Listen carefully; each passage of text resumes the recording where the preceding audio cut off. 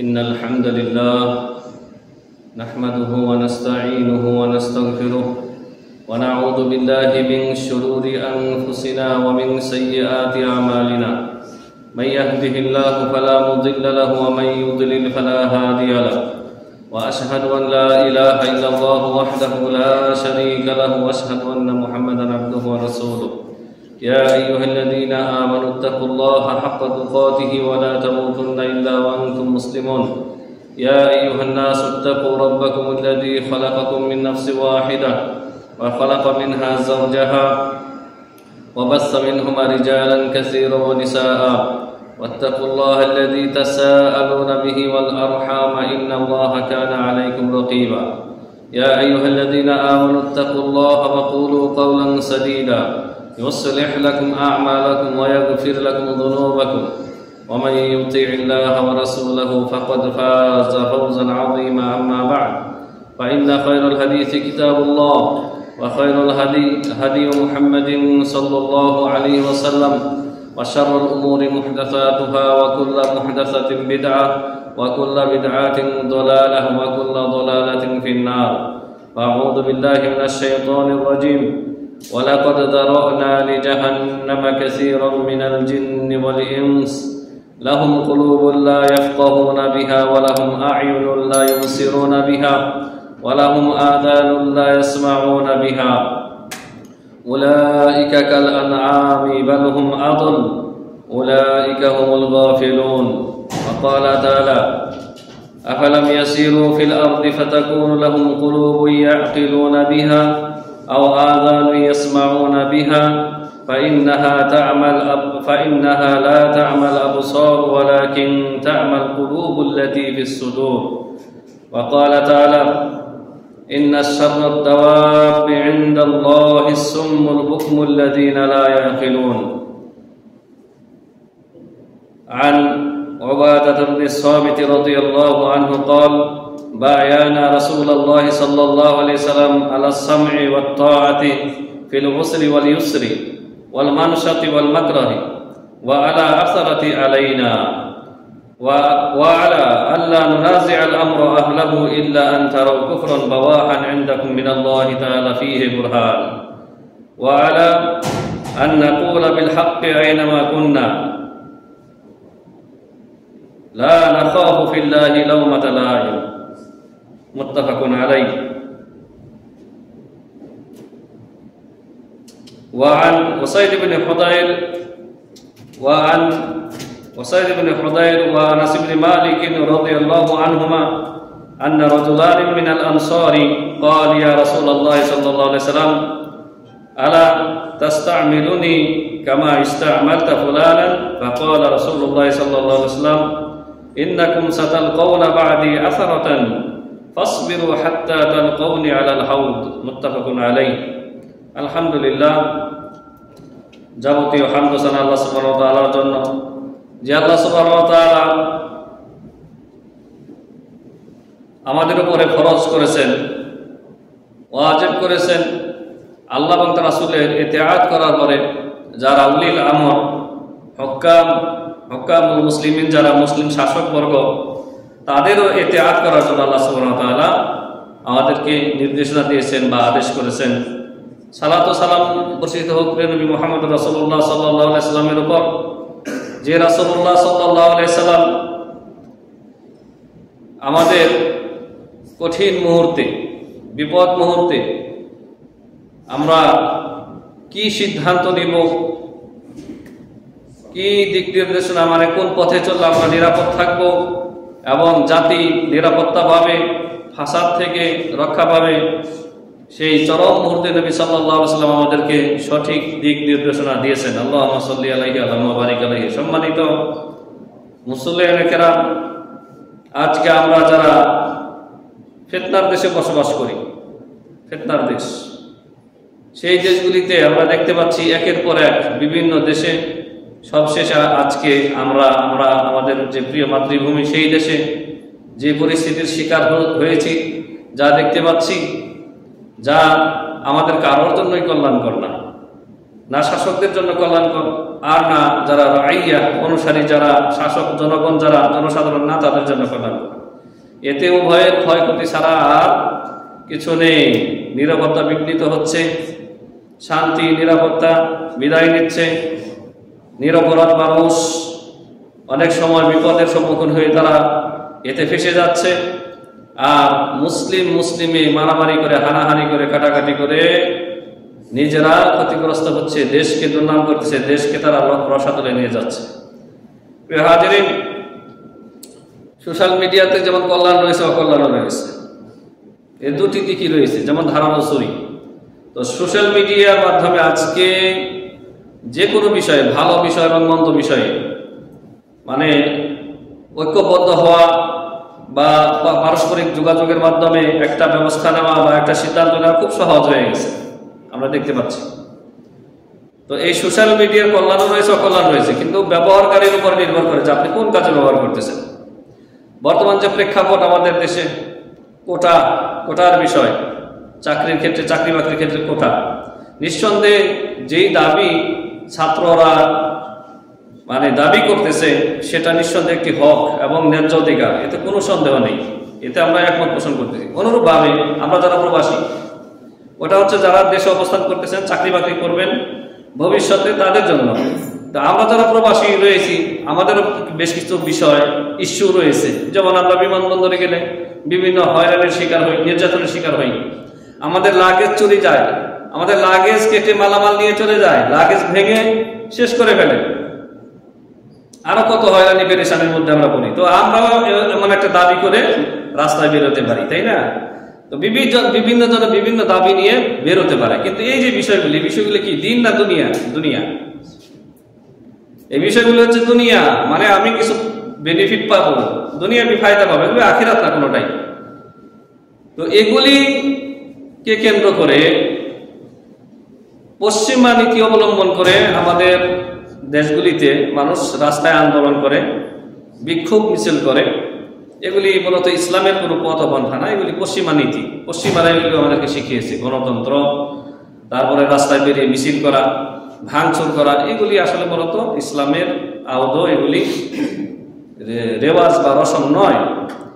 তো যা হোক, বলতেছিলাম যে কোটা নির্ধারণের ব্যাপারে সরকার যে পদক্ষেপ নিয়েছে, নিঃসন্দেহে সেটা জুলুম। যে যারা মুক্তিযোদ্ধা তারা তো চলে গেছে, অধিকাংশ মুক্তিযোদ্ধা মৃত্যুবরণ করেছে, আর যারা জীবিত আছে তারা বোরা। আবার অনেক ভুয়া মুক্তিযোদ্ধাও রয়েছে, অনেক ভুয়া মুক্তিযোদ্ধা রয়েছে যে স্বাধীনের সময় তার বাপ মার বিয়ে হয়েছে, তার 10 বছর পরে জন্মগ্রহণ করেছে, সে এখন মুক্তিযোদ্ধা। এরকম অভাব নাই, মানে এগুলি তারাই ধরা, মানে নিজেরাই আপসে ধরা, এগুলি জালিয়াতি ধরেছে। এখন মুক্তিযোদ্ধাদের নাতি, পুতা, নাতিন এরকম করতে করতে এরাই যদি সব নিয়ে যায়, তাহলে মানে যারা যোগ্য এবং বুদ্ধিমান, যারা জ্ঞানী সম্প্রদায়, তারা যদি দেশের বিভিন্ন সেক্টরে যদি তাদের যোগ্যতা অনুযায়ী, মেধা অনুযায়ী যদি তাদের কাজ কর্ম, চাকরি বাকরি না পায়, তাহলে একটা দেশ ধ্বংস হতে আর সময় লাগবে না। একটা বাস্তব কথা আমরা দেখতেছি যে স্বয়ং প্রধানমন্ত্রী বলতেছে যে ওনার টি-বয়, ওনার চাকর, সে এখন 400 কোটি টাকার মালিক, নিজে বলতেছেন উনি। তাহলে ওনার কাছে থেকে যে ব্যক্তি 400 কোটি টাকা নিয়ে তারপরে দেশ থেকে পালিয়ে যেতে পারে, তাহলে দুর্নীতি তো ওনার সাথে থেকেই করেছে, উনি তো সুযোগটা দিয়েছেন। আর একজন মন্ত্রীকে বলা হচ্ছে যে আশেপাশের আর কোন দেশে পরিবহনে চাঁদাবাজি পাওয়া যাবে? আছে কি কোথাও যে পরিবহনকে কেন্দ্র করে মানুষ চাঁদাবাজি করে? হ্যাঁ আছে, তো আশেপাশের অনেক দেশে আছে। মানে এই কথা তারা কি বোঝাচ্ছে? যে চাঁদাবাজি পরিবহনের নামে, পরিবহনের ক্ষেত্রে চাঁদাবাজি আশেপাশেও আছে, আশেপাশের দেশগুলিতেও আছে, আমাদের দেশেও থাকবে, মানে এটাই বোঝা যাচ্ছে। তো এই যে লোকগুলি যারা ক্ষমতায় গিয়েছে, যেভাবেই যাক না কেন, সেই ভোট চুরি করেই হোক আর জোর করেই হোক, তারা ক্ষমতায় গিয়েছে, তাদের আনুগত্য করতে হবে। এটা হচ্ছে আসল। এটা কি আসল? বৈধ ক্ষেত্রে আনুগত্য করতে হবে, আমরা বরাবরই বলে আসতেছি, অন্যায় ক্ষেত্রে আনুগত্য করা যাবে না।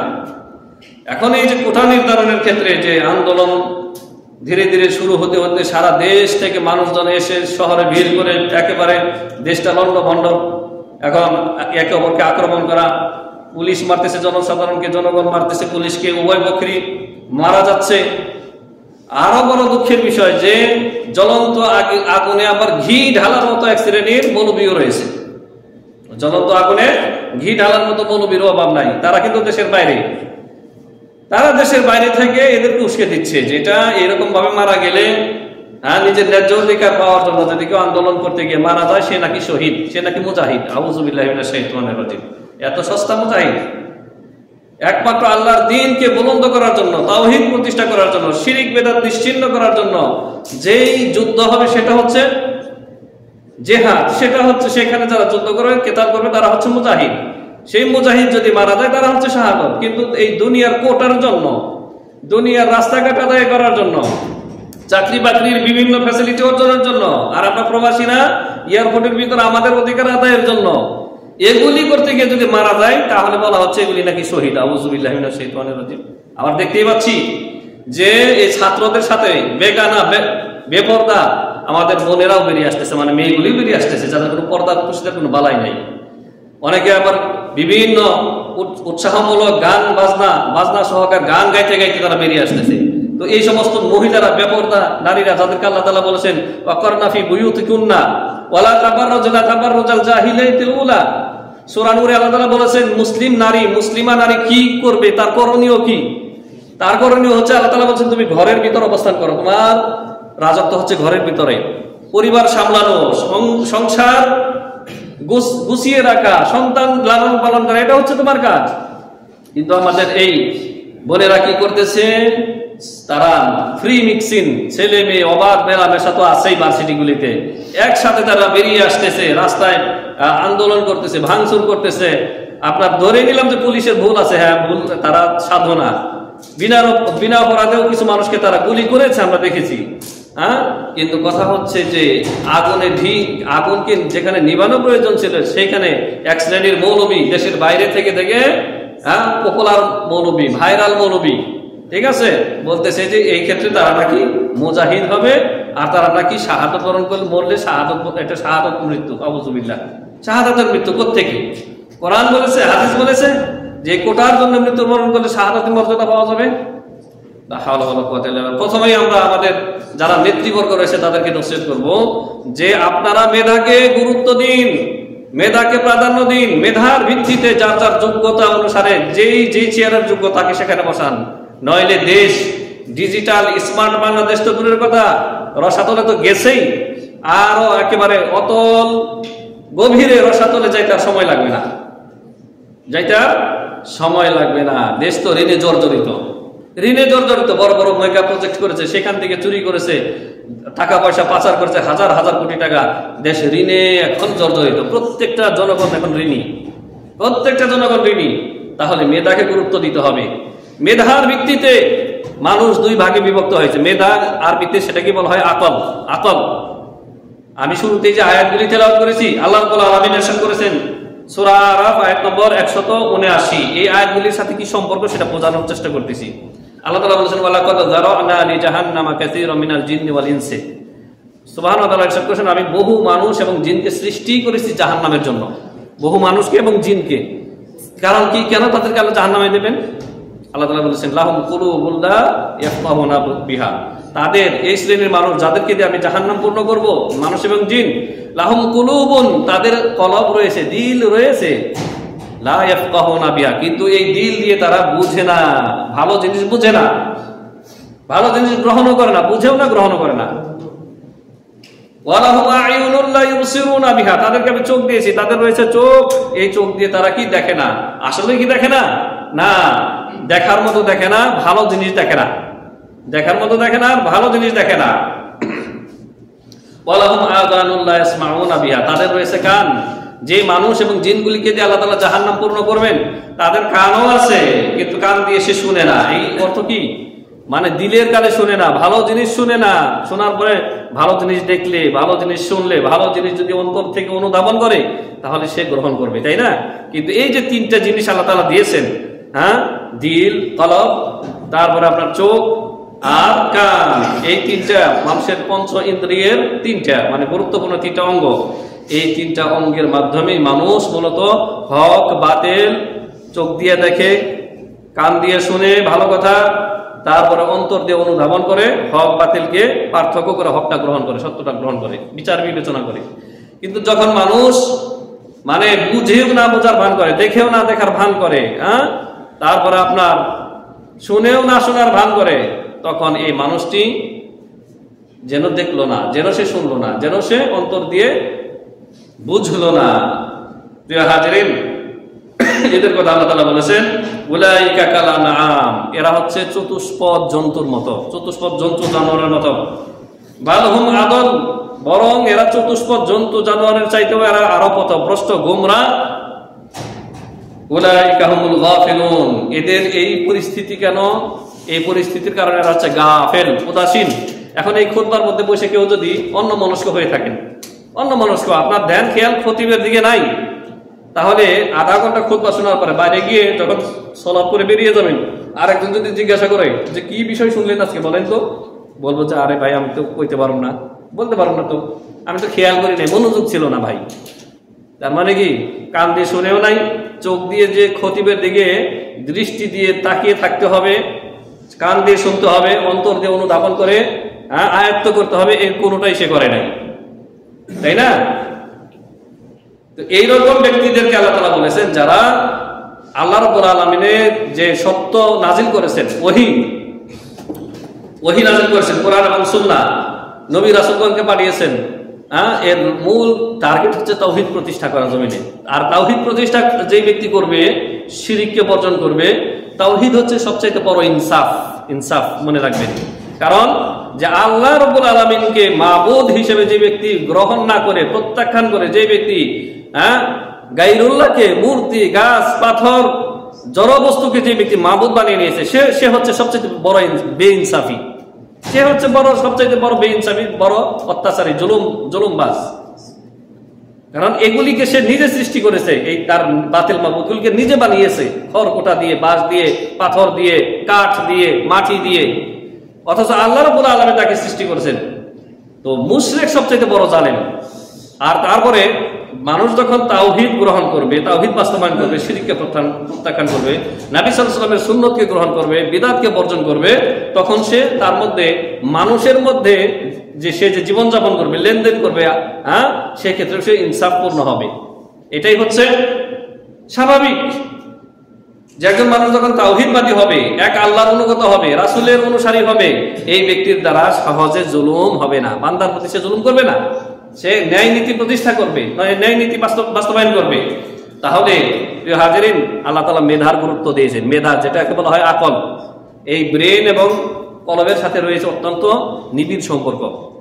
মানুষ একটা জিনিস প্রথমে তার অন্তরে উদ্রেক হয়, অন্তরে জাগ্রত হয় একটা কাজের, তারপরে সাথে সাথে অন্তর মেসেজ পাঠায়, কোথায়? ব্রেনে। আর ব্রেনে যখন মেসেজ পাঠিয়ে দেওয়া হয়, সেন্ড করে দেয় অন্তর, সাথে সাথে তার অঙ্গ প্রত্যঙ্গ সাড়া দেয়, অঙ্গ প্রত্যঙ্গ সাড়া দেয়। দেখবেন যে আপনার মনে কখনো যদি কুমন্ত্রণা আসে কোনো গুনার কাজের, কোথায় আসে? দিলে। তারপর দিল মেসেজ পাঠায় কোথায়? ব্রেনে, যে কিভাবে কি করতে হবে এখন গুনার কাজটা, তাই না? আর যখন দিলে মেসেজটা ব্রেনে মেসেজটা চলে আসে, তখন অঙ্গ প্রত্যঙ্গ সাড়া দেয়, উঠতে শুরু করেন, চলতে শুরু করেন। তাহলে এই যে তিনটা জিনিস, দিল, আপনার ব্রেন, এটাকে বলা হয় মেধা, যেটাকে আরবিতে বলা হয় আকল।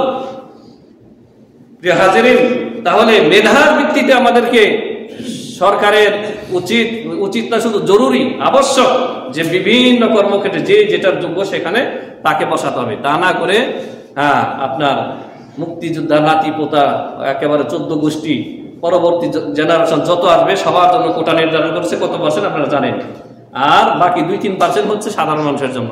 তাহলে ওই কৃষকের বেটা যত পড়াশোনাই করুক, ওই কৃষকের বেটা কৃষকই হয়ে থাকবে। আর ওই মুক্তিযোদ্ধা, নাতি পোতা, এরা যত বড় অপদার্থ আর কি বলে যে আপনার অপদার্থ আর হোক না কেন, এই কি ক্ষমতা পাবে, আর ক্ষমতা পেয়ে সে স্বেচ্ছাচারী হবে। আর তাই হয়েছে, স্বেচ্ছাচারী হচ্ছে, দেশকে তছনছ করে দিয়েছে। তো এই মুহূর্তে আমাদের করণীয় কি? আলেম ওলামা যারা রয়েছেন, যারা কোরআন সুন্নাহর আলেম, তারা কখনো জ্বলন্ত আগুনে ঘি ঢালতে পারে না যে দাও আগুনটা আর জ্বলুক। যারা উস্কে দিচ্ছে এরা ওলামায়ে হক না। আমার প্রতি আপনারা বেজার হন আর খুশি হন, আমার কিছু যায় আসে না, আমাকে কথা বলতে হবে কোরআন হাদিস দিয়ে। আমি কোরআনের আয়াত পাঠ করেছি, রাসূলের হাদিস, একেবারে যে হাদিসগুলি আমি বলেছি শুধু তর্জমা করলে আপনি বুঝে যাবেন, এখানে ব্যাখ্যার কোনো ব্যাখ্যা রাখে না।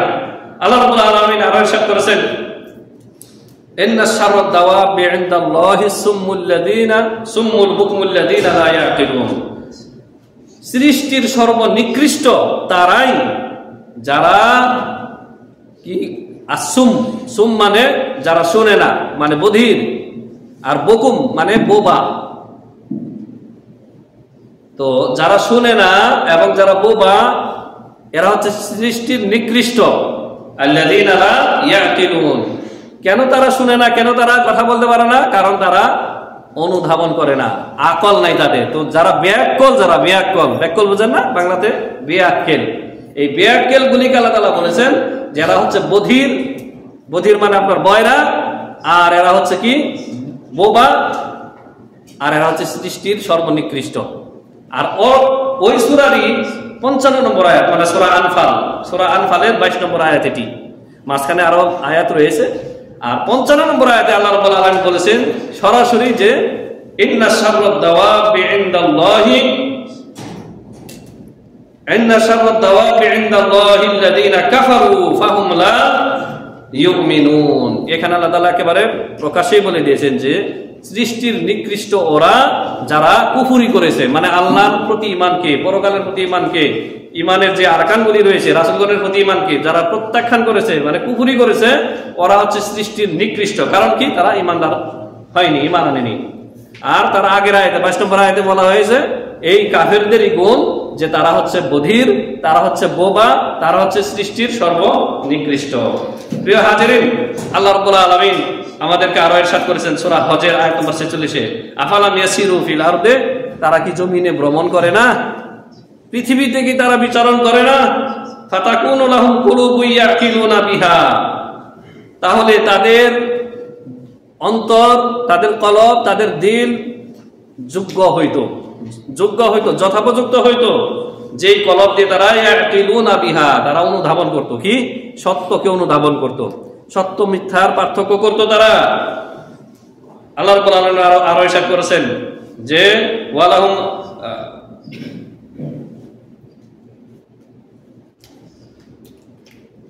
আও আযানু ইয়াসমাউনা বিহা, অথবা এরা যদি জমিনে ভ্রমণ করত, এদের কান হইতো, কান তো আছে, কিন্তু আল্লাহ তাআলা এখানে উদ্দেশ্য করেছেন যে এদের কান যোগ্য হইতো ভালো কথা শোনার, ভালো কথা গ্রহণ করার।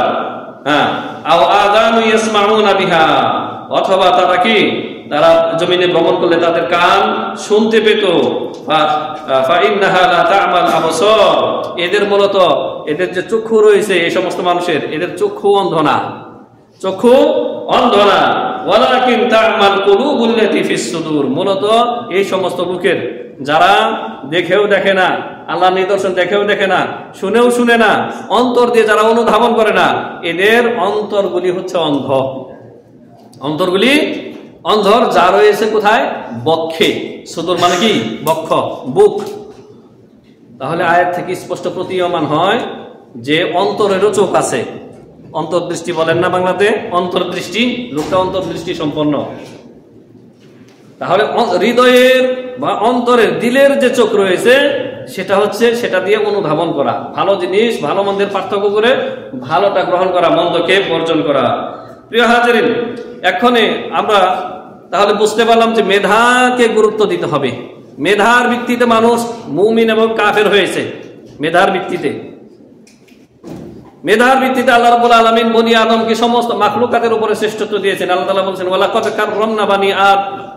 কাররামনা বানি আদম, আমি আল্লাহ তাআলা বলেছেন আমি বনি আদম সন্তানকে সম্মানিত করেছি সমস্ত মাখলুকাতের উপরে। দেখেন, একটা হাতি, বিশাল বড় একটা হাতি, একটি বিশাল বড় তিমি মাছ কয়েকশো লোকের চাইতে বেশি শক্তিশালী, তাই না? তারপরে ওই এত বড় হাতিকে আল্লাহ তাআলা মানুষের অনুগত করে দিয়েছেন। কারণ কি? মানুষকে আল্লাহ ওই চতুরতা দিয়েছেন, বুদ্ধি দিয়েছেন, বিবেক দিয়েছেন, যেটা দিয়ে সে হাতিকে কন্ট্রোল করতে পারছে। হাতি তাকে কন্ট্রোল করতে পারেনি। একটা বাঘ, একটা সিংহ কত শক্তিশালী, কত হিংস্র, 10-12 জন 20 জন মানুষ তার কাছে কিছুই না, মুহূর্তের মধ্যে সবাইকে কামড়িয়ে শেষ করে দিতে পারে, কিন্তু ওই বাঘকেও পর্যন্ত শিকল পরিয়ে অনুগত করে নিতে পারে। তাহলে মেধার ভিত্তিতে আল্লাহ রাব্বুল আলামিন মানুষকে শ্রেষ্ঠত্ব দিয়েছেন। মেধার ভিত্তিতে, আকলের ভিত্তিতে আল্লাহ রাব্বুল আলামিন মানব জাতিকে মুমিন বানিয়েছেন, কাফের বানিয়েছেন। মানে মানুষ মুমিন হয়েছে, কাফের হয়েছে। মেধার ভিত্তিতে একজন জাহান্নামে যাবে আর একজন জান্নাতে যাবে, মেধার ভিত্তিতে। তার দুনিয়াতে আপনি মেধাকে গুরুত্ব দিবেন না মানে? আর মেধার কথা বলার কারণে আপনি সবাইকে রাজাকার বানিয়ে দেন, এটা কোনো কথা হলো নাকি? একজন জ্ঞানী মানুষ এমন কথা বলতে পারে? আপনার আনুগত্য ততক্ষণ পর্যন্ত করা হবে যতক্ষণ পর্যন্ত আপনি কোরআন সুন্নাহ মোতাবেক আমাদেরকে চালাবেন, হারাম কোনো কাজের নির্দেশ দেন না, কিন্তু তার বিরুদ্ধে খুরুজ করা যাবে না। এই হাদিসগুলি এখন আমি আপনাদেরকে শোনাবো। উবাদা ইবনে সামিত রাদিয়াল্লাহু তাআলা আনহু, উবাদা ইবনে সামিত প্রখ্যাত সাহাবী, তিনি বলেন যে আমরা বায়ানা রাসূলুল্লাহ সাল্লাল্লাহু আলাইহি সাল্লাম, আমরা নবী সাল্লাল্লাহু আলাইহি সাল্লামের কাছে বায়াত করেছি। কোন বায়াত? নবী সাল্লাল্লাহু আলাইহি সাল্লামের কাছে ইসলাম গ্রহণ করেছে, এই বায়াত। আর নবী সাল্লাল্লাহু আলাইহি সাল্লাম যখন মদিনার রাষ্ট্রপতি, মদিনাতে যখন নবী সাল্লাল্লাহু আলাইহি সাল্লাম ইসলামী রাষ্ট্র কায়েম করলেন, সেই আনুগত্যের বায়াত। তাহলে নবুয়ত এবং রিসালাতের বায়াত এবং নবী সাল্লাল্লাহু আলাইহি সাল্লাম যে রাষ্ট্রনায়ক সেটারও বায়াত। আমরা নবী সাল্লাল্লাহু আলাইহি সাল্লামের কাছে বায়াত গ্রহণ করলাম, বায়ানা রাসূলুল্লাহ সাল্লাল্লাহু আলাইহি সাল্লাম, নবী সাল্লাল্লাহু আলাইহি সাল্লামের কাছে আমরা বায়াত গ্রহণ করলাম আলা সামঈ ওয়া তাআতি ফিল উসরি ওয়া ইউসরি। আমরা সুখের দিনে, কঠিন মুহূর্তে, উভয় অবস্থাতে আমরা আনুগত্য করব, কথা শুনবো এবং মানবো, এই মর্মে নবী সাল্লাল্লাহু আলাইহি সাল্লামের কাছে আমরা বায়াত গ্রহণ করলাম। তাহলে সুখে দুঃখে, সচ্ছলতায় আর অভাব অনটনের মধ্যে, দুর্ভিক্ষে, উভয় অবস্থাতেই যিনি শাসক হবেন তার আনুগত্য করতে হবে।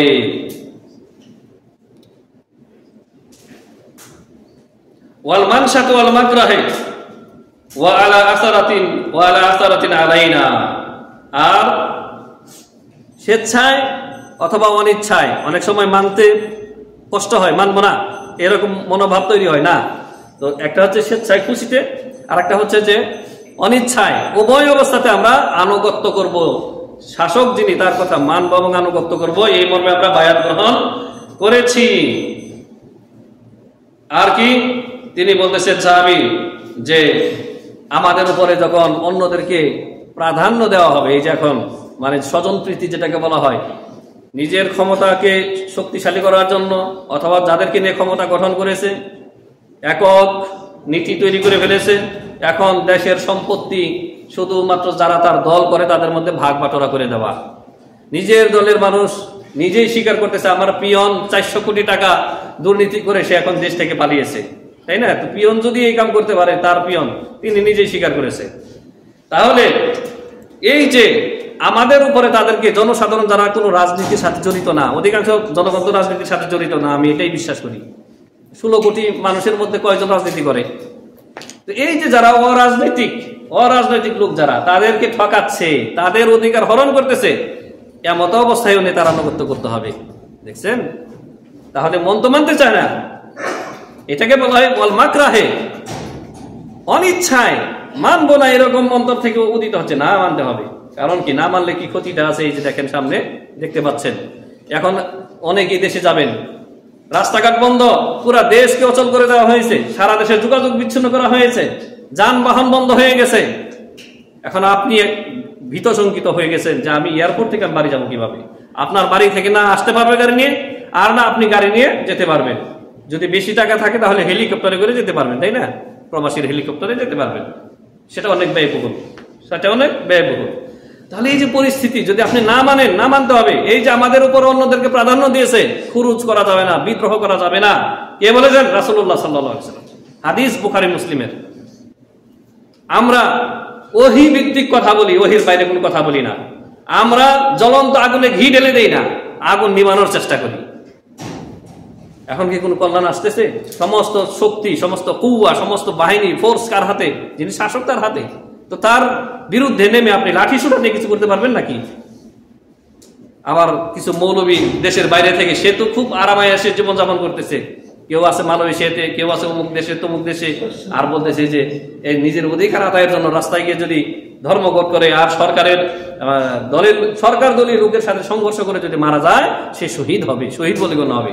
তো শাহাদাতের এত মর্যাদা যদি হয়, তুমি ওইখানে বসে আসো কেন? তুমি আইসে শাহাদাতের মর্যাদা গ্রহণ করো, তুমি পালিয়ে গেছো কেন?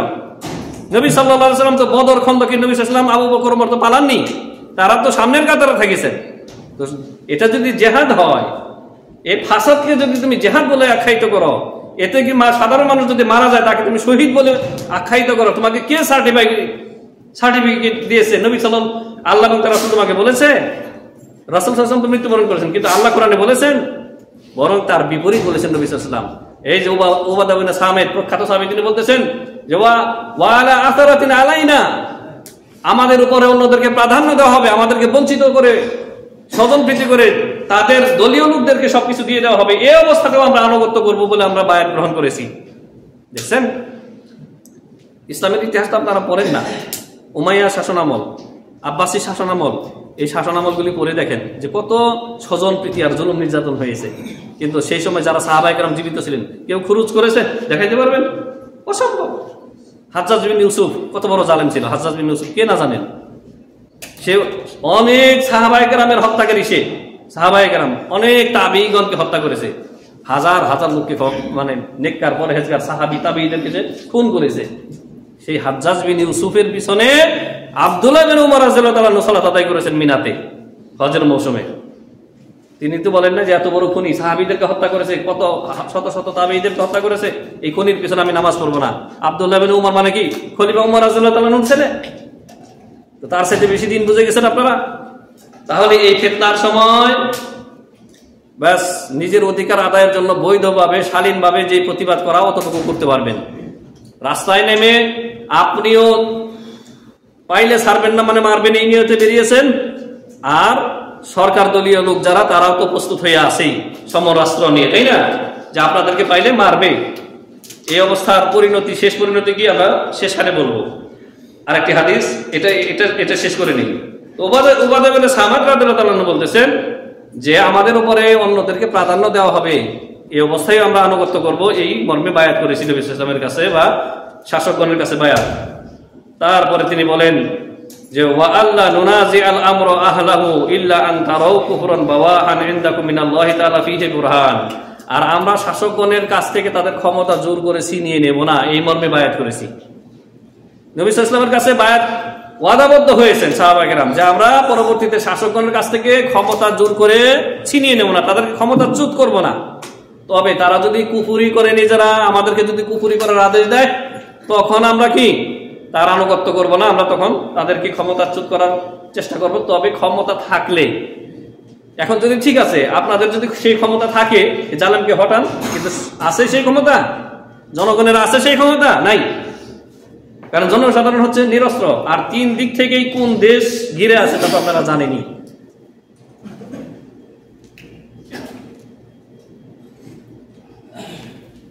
আর আমরা, সাহাবী বলতেছেন ওয়া আলা আন নাকুলা বিল হাক্কি আইনামা কুননা, যেখানেই থাকি আমরা হক কথা বলবো, এই মর্মে রাসূলের কাছে বায়াত গ্রহণ করেছি। লা নাখাফু ফিল্লাহি লাওমাতা লাইম, হক কথা বলতে গিয়ে কোনো নিন্দুকের নিন্দার পরোয়া আমরা করি না। কে বলতেছেন? উবাদা ইবনে সামিত রাদিয়াল্লাহু আনহু। সহিহ বুখারী এবং মুসলিমের হাদিস, এই হাদিস রয়েছে মুত্তাফাকুন আলাইহি। আরেকটি হাদিস বলে খুতবা গুটিয়ে নিতেছি ইনশাআল্লাহ। উসাইদ ইবনে হুদাইর বিখ্যাত সাহাবী এবং আনাস ইবনে মালিক, এই দুইজন সাহাবী, তারা বলেন যে এক আনসারী সাহাবী আসলেন নবী সাল্লাল্লাহু আলাইহি ওয়াসাল্লামের কাছে। আনসারী সাহাবী, তিনি বলেন ইয়া রাসূলুল্লাহ সাল্লাল্লাহু আলাইহি ওয়াসাল্লাম আলা তাস্তামিলুনি কামা ইস্তামালতা ফুলানান। নবী সাল্লাল্লাহু আলাইহি ওয়াসাল্লাম যখন মদিনায় ইসলামী রাষ্ট্র গঠন করলেন, তখন অনেককে বিভিন্ন দায়িত্ব দিলেন। নবী সাল্লাল্লাহু আলাইহি ওয়াসাল্লাম তো জানতেন ভালো করে ওহী ভিত্তিক যে কে কাজের যোগ্য, কে বিভিন্ন পদ পাওয়ার যোগ্য। কেউ চায়নি, নবী সাল্লাল্লাহু আলাইহি ওয়াসাল্লাম বেছে বেছে দিয়েছেন। এক আনসারী সাহাবী বললেন যে ও বিভিন্ন লোকদেরকে যেমন কাজে লাগিয়েছেন সরকারি কাজে, আমাকেও কাজে লাগান, আমাকে একটা দায়িত্ব দেন। ইসলামী দায়িত্ব চেয়ে নেওয়া নিষেধ। নবী সাল্লাল্লাহু আলাইহি ওয়াসাল্লাম অন্য হাদিসে বলেছেন লা তাসআলিল ইমারাতা, লা তাসআলিল ইমারাতা, ইমারত ক্ষমতা নেতৃত্ব চেয়ে নিও না, নবীজি নিষেধ করেছেন। এই জন্য এই হাদিসের ভিত্তিতেই এই যে ভোট প্রার্থী হওয়া সম্পূর্ণ হারাম, নিষেধ। যে মানে কি নেতৃত্বের প্রার্থী হওয়া, চেয়ারম্যান পদপ্রার্থী, মেম্বার পদপ্রার্থী, এমপি পদপ্রার্থী, এগুলি এই হাদিসের আলোকে স্পষ্ট নিষেধ। তাহলে বলবেন যে তাহলে কিভাবে মুসলিমদের নেতৃত্ব আসবে? মুসলিমদের নেতৃত্ব হবে মশওয়ারার ভিত্তিতে, যোগ্য লোকদের মশওয়ারা, ভোটের ভিত্তিতে না। ওটা আলাদা আলোচনা, আজকের বিষয় না। তো এই সাহাবী যখন বললেন যে আমাকে একটি দায়িত্ব দিন, যেমন অন্যদেরকে আপনি দায়িত্ব দিয়েছেন, নবী সাল্লাল্লাহু আলাইহি ওয়াসাল্লাম বললেন ইন্নাকুম সাতালকাউনা বা'দি আসারাতান, হে আমার সাহাবী, আমার সাহাবায়ে কেরাম, আমার ইন্তেকালের পরে তোমরা দেখবা স্বজনপ্রীতি দেখবা। স্বজনপ্রীতি বুঝেন না? মানে নিজ দলীয় নিজ বংশীয় লোকদেরকে সব দিয়ে দেওয়া আর অন্যদেরকে বঞ্চিত করা, এটাকে বলা হয় স্বজনপ্রীতি। এই যে এখন চলতেছে। তো নবী সাল্লাল্লাহু আলাইহি ওয়াসাল্লাম ভবিষ্যৎবাণী করতেছেন ওহী ভিত্তিক, যে ইন্নাকুম সাতালকাউনা বা'দি আসারাতান, আমার পরে তোমরা দেখবা যে অন্যদেরকে প্রাধান্য দেওয়া হচ্ছে, অন্যদেরকে সব দিয়ে দেওয়া হচ্ছে। এই যে উমাইয়ার যুগের কথা বললাম না, উমাইয়া এবং আব্বাসী যুগ, এই যুগগুলির কথাই নবী সাল্লাল্লাহু আলাইহি ওয়াসাল্লাম বলেছেন। তখন নবী সাল্লাল্লাহু আলাইহি ওয়াসাল্লাম বললেন যে এমত অবস্থায় তোমরা কি করবা? তোমরা ফাসবিরু হাত্তা তালকাউনি আলাল হাউদি, ফাসবিরু হাত্তা তালকাউনি আলাল হাউদি, আমার সাথে হাউজে কাউসারে মিলিত হওয়ার আগ পর্যন্ত তোমরা ধৈর্য ধারণ করো, সবর করো, তোমরা বিদ্রোহ করো না, শাসকের বিরুদ্ধে তোমরা খুরুজ করো না। কে বলতেছেন? রাসূলুল্লাহ সাল্লাল্লাহু আলাইহি সাল্লাম। তাহলে এই পেটের জন্য, রুটি রুজির জন্য, চাকরির জন্য এই গরজে কখনো শাসকের বিরুদ্ধে বিদ্রোহ করা যায় না। এই হাদিসের আলোকে নবী সাল্লাল্লাহু আলাইহি ওয়াসাল্লাম বলেছেন সবর করো। অন্য হাদিসে রয়েছে সবর করো আমার সাথে হাউজে কাউসারের মিলিত হওয়া পর্যন্ত, তোমরা সেই দিন আল্লাহর কাছে এদের কাছ থেকে পাওনা বুঝে নেবে। এই জালেমরা যে মেরে দিয়েছে আপনার হক, কিয়ামতের দিন দিতে হবে, পাই পাই করে দিতে হবে। সেই দিন পর্যন্ত তোমরা সবর করো। এই জন্য দেখা গেছে যে সাহাবায়ে কেরাম নবী সাল্লাল্লাহু আলাইহি ওয়াসাল্লামের ইন্তেকালের পরে যারা জীবিত ছিলেন, আবু বকর, ওমর, ওসমান, আলী রাদিয়াল্লাহু আনহুম আজমাইনের খেলাফত শেষ। হাসান রাদিয়াল্লাহু তাআলা আনহুর খেলাফত ছিল 6 মাস, সেটাও শেষ। তারপর আমির মুয়াবিয়া রাদিয়াল্লাহু তাআলা আনহু তিনি আসলেন, তিনিও আদলের উপরেই ছিলেন, কিন্তু তার ছেলে ইয়াজিদ বিন মুয়াবিয়া রাদিয়াল্লাহু তাআলা আনহু এইখান থেকে নিয়ে শুরু করে পরবর্তীতে জুলুমের শুরু হয়ে যায়। সেই সময় অনেক সাহাবায়ে কেরাম জীবিত ছিলেন, কেউ শাসকের বিরুদ্ধে খুরুজ করেননি। কারণ নবী সাল্লাল্লাহু আলাইহি ওয়াসাল্লাম বলেছেন ফাসবিরু হাত্তা তালকাউনি আলাল হাউদি, হাউজে কাউসারে জান্নাতে আমার সাথে একত্র হওয়া পর্যন্ত তোমরা সবর করো, তোমরা খুরুজ করো না। প্রিয় হাজিরিন, এই যে এখন আমি খুতবা শেষ করে দিচ্ছি, আর নতুন করে কিছু পড়ছি না, নোট আরো ছিল, কিন্তু দলিল যতটুকু বলেছি যথেষ্ট। এখন যে যারা বিভিন্ন দেশে, আজকে আমার দেশে হচ্ছে, কালকে পাকিস্তানে হবে, পরশু ইন্ডিয়াতে হবে, মানে মুসলিম দেশগুলিতে, যেই সমস্ত দেশগুলিতে আব্রাহাম লিঙ্কনের কুফুরি গণতন্ত্র ঢুকেছে, ডেমোক্রেসি, এগুলির কখনো কল্যাণ নিয়ে আসবে না। দেখেন যেই দেশগুলিতে আলহামদুলিল্লাহ রাজতন্ত্র কায়েম আছে, শান্তি আর শান্তি, এই দেশে কোনো মারামারি হানাহানি দেখেন না, নিরাপত্তা, শান্তি আর শান্তি। হাজারিন, নবী সাল্লাল্লাহু আলাইহি ওয়াসাল্লামের এই হাদিস বলে আমি শেষ দিচ্ছি, যেখানে নবী সাল্লাল্লাহু আলাইহি ওয়াসাল্লাম বলেছেন যে দুজন মুসলিম যখন, ওইদিকে শাসক দলীয় লোক পুলিশ, সেও মুসলিম, আর এদিকে আপনি যারা জনসাধারণ যারা লাঠি নিয়ে যাচ্ছেন, এও কি মুসলিম। নবী সাল্লাল্লাহু আলাইহি ওয়াসাল্লাম বলেছেন ইজাল তাকাল মুসলিমানি বিসাইফাইহিমা ফাল কাতিল ওয়াল মাকতুলু ফিন-নার, যখন দুইজন মুসলিম একে অপরকে হত্যা করার জন্য, উভয়কে মারার জন্য অস্ত্র নিয়ে বেরিয়ে পড়বে, উভয়ের উদ্দেশ্য মানে সুযোগ পাইলে যে আগে পারে সে তাকে মেরে দেবে। নবী সাল্লাল্লাহু আলাইহি ওয়াসাল্লাম বলেছেন কাতিল ওয়াল মাকতুল, যে ব্যক্তি নিহত হবে আর যে মারবে উভয়ই জাহান্নামী, উভয়ই কি জাহান্নামী। সাহাবায়ে কেরাম বলেন ইয়া রাসূলুল্লাহ সাল্লাল্লাহু আলাইহি ওয়াসাল্লাম হাযাল কাতিলু ফামা বালুল মাকতুল, ঠিক আছে যে ব্যক্তি কাতিল হত্যাকারী সে নয় জাহান্নামে যাবে, সে তো হত্যা করে দিয়েছে, কিন্তু মাকতুল যে ব্যক্তি নিহত হইল, ওর দোষ কি, ও কেন জাহান্নামে যাবে, ও কেন জাহান্নামে যাবে? নবী সাল্লাল্লাহু আলাইহি ওয়াসাল্লাম বললেন ইন্নাহু কানা হারিসুন আলা কাতলি সাহিবিহি, কারণ যে ব্যক্তি মরেছে ও চেষ্টা করেছে মরার আগে যে তার প্রতিপক্ষকে মারার জন্য। হাদিস স্পষ্ট, মুত্তাফাকুন আলাইহি, বুখারী মুসলিমের হাদিস। এবার বুঝেন, ফতোয়া ওই সমস্ত ভাইরাল মুফতিদের কাছ থেকে নেবেন, লালা হুজুরের কাছ থেকে নেবেন, হ্যাঁ, যে আপনার আবেগে শুধু চিল্লাচিল্লি করতে জানে, দলিল দালাইলের খবর নাই, কোরআন সুন্নাহর কোনো ধার ধারে না, কোরআন হাদিসের কোনো ধার ধারে না। উম্মতের মুসিবতের সময় যখন আগুন দাউ দাউ করে জ্বলতেছে, যখন আগুন নিভানোর প্রয়োজন, সেই আগুনে আরো ঘি ঢেলে দেয় যারা, তাদের কথা শুনবেন না কোরআন সুন্নাহর কথা শুনবেন? প্রিয় হাজিরিন, আজকে যদি আমরা যদি কোরআন হাদিস মোতাবেক যদি আমরা দিক নির্দেশনা গ্রহণ না করি, এই ফিতনার সময় যদি নিজের হাতকে গুটিয়ে না রাখি, আর অন্য মুসলিম ভাইকে যদি আমরা তাদেরকে যদি সঠিক দিক নির্দেশনা না দেই, তাহলে এর যে কুফল রয়েছে, এর কুফল সবাইকে ভোগ করতে হবে, মনে রাখতে হবে। প্রথমে আমরা সবসময় আমরা দোয়া করি যে শাসকদেরকে আল্লাহ তাআলা যেন হেদায়েত দান করেন, আল্লাহুম্মা আমিন। বারাকাল্লাহু লানা ওয়া লাকুম ফিল কুরআনিল আযীম ওয়া নাফা'নি ওয়া ইয়্যাকুম বিল আয়াতি ওয়াজ যিকরিল হাকীম। আকুলু কওলি হাযা আস্তাগফিরুল্লাহাল আযীম ওয়া লাকুম ওয়া লিসাইরিল মুসলিমিন ফাস্তাগফিরুহু ইন্নাহু হুয়াল গফুরুর রহিম।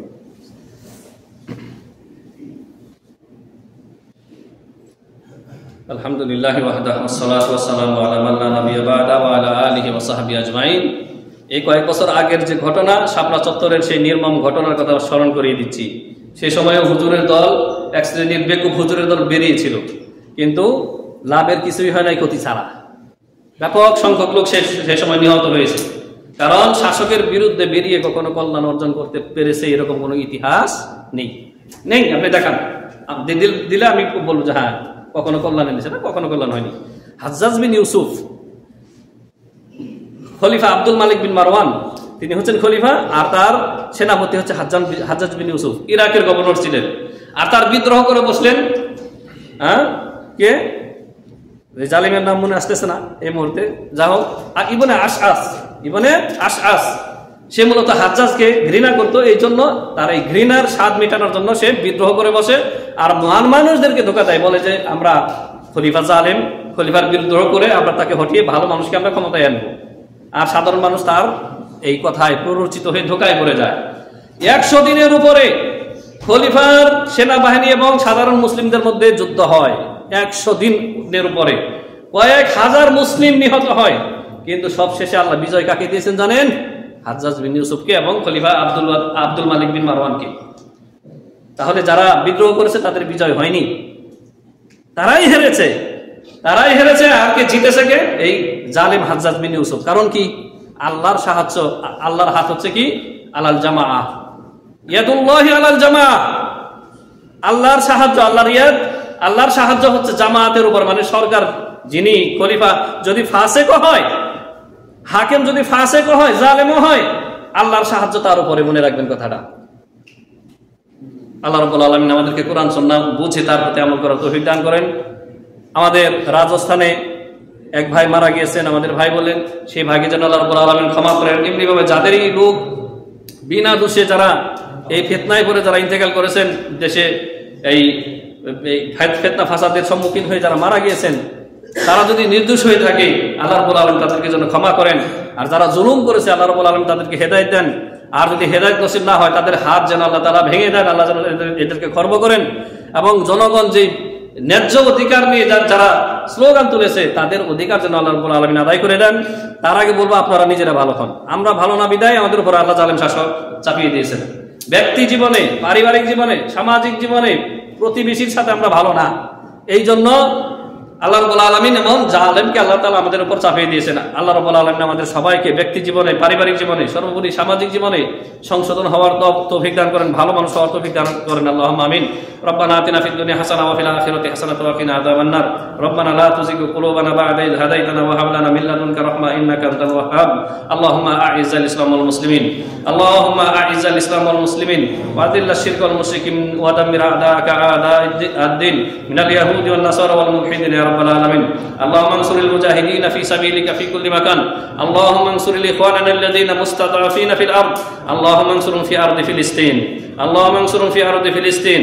اللهم انصر اهل السنه على الروافض يا رب العالمين. اللهم اصلح ائمتنا في ولاة امرنا. اللهم اصلح ائمتنا في ولاة امرنا. اللهم وفقهم لكل خير. اللهم وفقهم لكل خير. اللهم ارزقهم بطانة صالحة التي تدلهم على الخير وتعينهم عليه يا أكرم الأكرمين. إن الله وملائكته يصلون على النبي يا أيها الذين آمنوا صلوا عليه وسلموا تسليما. اللهم صل على محمد وعلى آل محمد كما صليت على إبراهيم وعلى آل إبراهيم إنك حميد مجيد. اللهم بارك على محمد وعلى آل محمد كما باركت على إبراهيم وعلى آل إبراهيم إنك حميد مجيد. عباد الله رحمكم الله، إن الله يأمركم بالعدل والإحسان وإيتاء ذي القربى وينهى عن الفحشاء والمنكر والبغي يعظكم لعلكم تذكرون فاذكروا الله يذكركم واشكروا على نعمه يزدكم ولذكر الله أكبر والله يعلم ما تصنعون